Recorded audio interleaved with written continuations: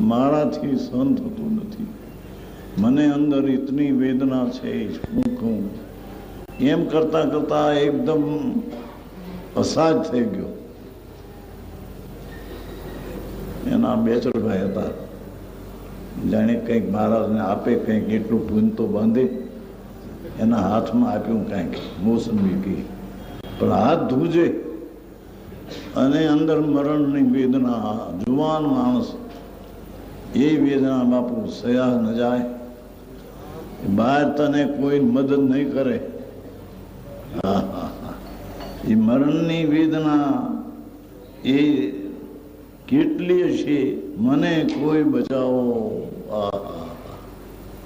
એમ રાડ્યું પાડશે. એમ તારું હૃદય પુકારતું હશે, પણ શું તને કોઈ પણ બચાવી શકશે?